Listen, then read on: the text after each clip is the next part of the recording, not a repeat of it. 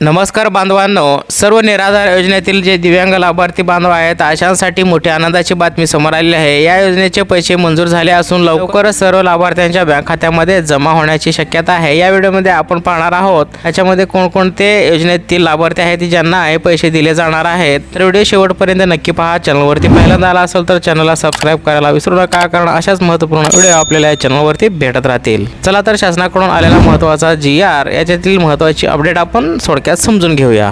विशेष सहाय्य योजनेच्या दिव्यांग लाभार्थ्यांसाठी निधी वितरित करण्याबाबत महाराष्ट्र शासनाने दिव्यांग सक्षमीकरण विभागामार्फत हा GR निर्गमित केलेला आहे। या GR मधील आपण पाहूया कोणत्या लाभार्थ्यांसाठी हे हप्ते दिले जाणार आहे।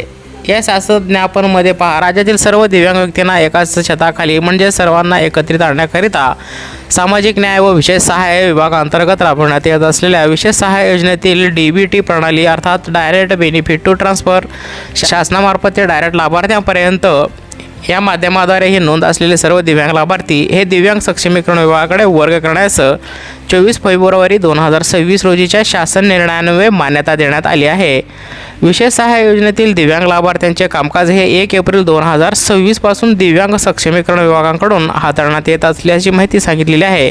2026 ते 2027 या वित्तीय वर्षाकरिता पात्र दिव्यांग लाभार्थ्यांसाठी पुढील प्रमाणे मंजुरी देण्यात आलेली आहे। आपण थोडक्यातही चार्ट समजून घेऊया। तर या ठिकाणी पहा, योजनेचे नाव या ठिकाणी दाखवलेले आहे। लेखा शीर्षक म्हणजे शासनाकडे प्रस्ताव दिलेली तारीख देखील या ठिकाणी आहे। समाज कल्याण तसेच दिव्यांग कल्याण आणि दिव्यांग व्यक्तींना अनुदान, संजय गांधी दिव्यांग निराधार अनुदान योजना यातील लाभार्थ्यांना देखील हे हप्ता वितरित करण्यासाठी मान्यता दिलेली आहे। पुढे आहे पहा, श्रावण बाळ सेवा दिव्यांग राज्य निवृत्ती वेतन योजना। तर अशाही लाभार्थ्यांना हप्ता वितरित करण्यासाठी या ठिकाणी मंजुरी दिलेली आहे।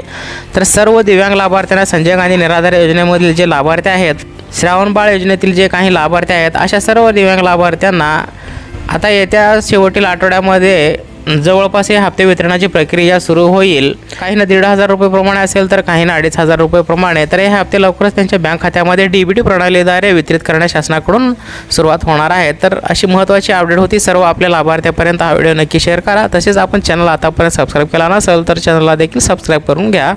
अशाच महत्त्वाच्या अपडेट आपल्याला या चॅनलवरती भेटत राहतात। चला भेटूया पुन्हा नवीन अशाच एखाद्या महत्त्वपूर्ण व्हिडिओत। जय हिंद, जय महाराष्ट्र।